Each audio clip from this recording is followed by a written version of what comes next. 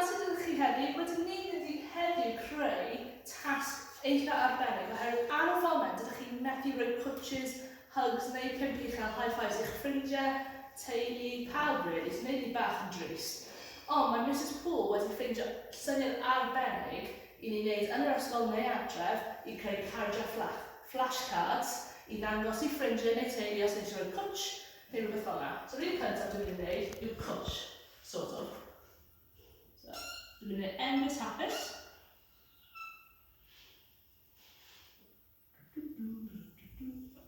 A ysgrifennu coach.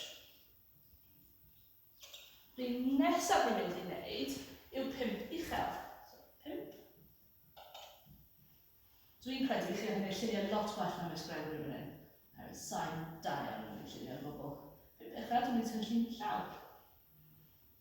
2, 3, 4, 5.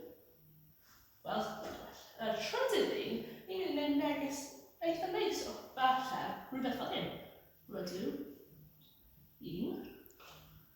Coffi. Ti. Rhoi gwen bach yna. A falle tynnu llun calon.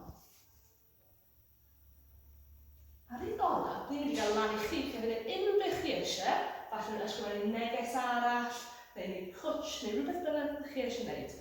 So gobeithio bydd ni'n gweld llawer o lluniau lliwgar o eich cardiau fflach ar Teams. Pob lwc!